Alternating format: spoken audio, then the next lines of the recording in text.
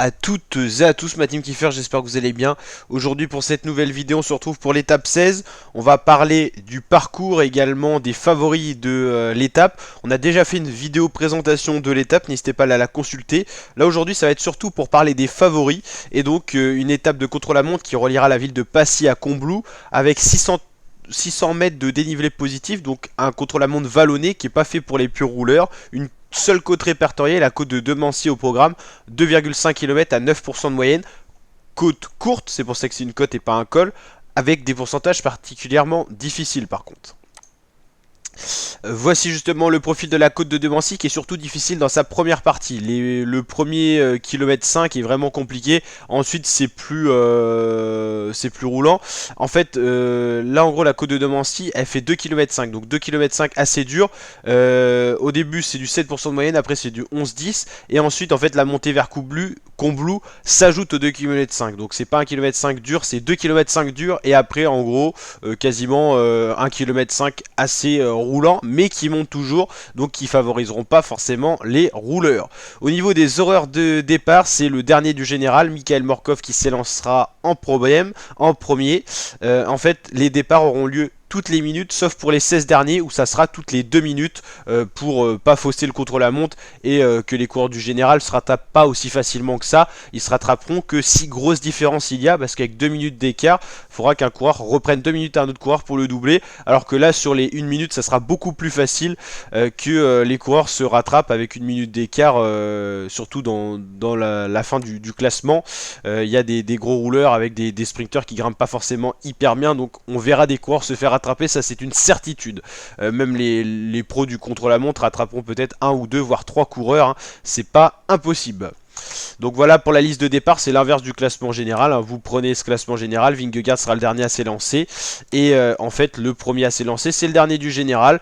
C'est le 157e Mikhail Morkov, voilà la lanterne rouge. On appelle la lanterne rouge le dernier coureur du classement général du Tour de France. Ensuite il y a Sejbol, Fedorov, Frison, Zingel. Donc voilà, toutes les minutes vous avez compris, ils s'élanceront. Il y a eu quand même pas mal d'abandons, hein. Là c'était la journée de repos, donc on va regarder un petit peu tous les abandons qu'il y a eu. Il y a eu des leaders qui ont abandonné, Enric Mas dès la première étape, Richard Carapaz de la deuxième étape à cause d'une chute survenue lors de la première étape, Jacopo Guarnieri, Luis Leon Sanchez, Mark Cavendish, Steph Kras qui est encore placé au général pour la Total Energy, Quinn Simons, le champion des États-Unis, Fabio Jacobsen, David de la Cruz, Ben Turner, Caleb Ewan, Esteban Chavez, James Shaw, Ramon Sinkeldam, Luis Menches qui était dans le top 15 au général, Ruben Almeida, Antonio Pedrero, Romain Bardet qui était dans le top 15 au général, Daniel Felipe Martinez. Le dernier abandon en date c'était un non partant pour l'étape 15. Étape 16 vous l'avez compris, c'est le contre-la-montre. Pas forcément tant d'abandon que ça en arrivant en troisième semaine. Les favoris de la 16e étape, c'est bien sûr les deux qui se battent pour le général.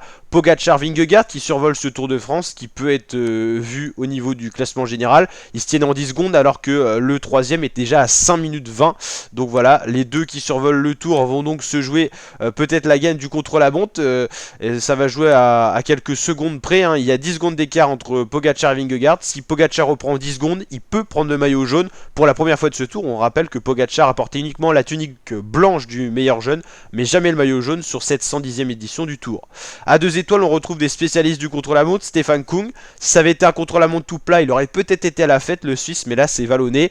Van Aert, moi je l'aurais mis à 3 étoiles, parce que même s'il joue pas le général, il est très très bon en contre-la-montre et bon en montagne. Et Mathias Kelmose, pourquoi pas, le champion du Danemark sur route, est très bon également sur le contre-la-montre. On retrouve à une étoile un Français, Rémi Cavagna, Michael Bjerg pour la UAE, Nelson Oliveira, Fred White, Alberto Bettiol, Casper Asgreen, Yves Lampard, beaucoup de coureurs de la Quick Step qui n'ont toujours pas gagné d'étape sur ce Tour de France. Soren Varanskold, c'est pour la Uno X, Adam Yates, Nils Politt, Lawson Craddock, Pierre Latour, un autre Français, Jonathan Castrovero, Alex Edmondson et Thibaut Pinot, parce que c'est un contre-la-montre vallonné, et Thibaut Pinot, l'effort seul, il peut faire un très bon chrono. Il avait fait sur le Giro, sur des étapes vallonnées de contre-la-montre, il est capable de tirer des gros temps. On pourrait rajouter Julien Alaphilippe si le contre-la-montre est vraiment technique. Donc voilà, vous l'avez compris, contre-la-montre de 22 km. Si la gagne du Tour de France n'est pas jouée en montagne, peut-être qu'elle se jouera sur le contre-la-montre individuel qui sera le seul de cette 110e édition du Tour de France. N'hésitez pas à liker la vidéo si elle vous a plu, à vous abonner, à activer la cloche. La team, je vous dis à très bientôt pour de prochaines vidéos. Ciao ciao.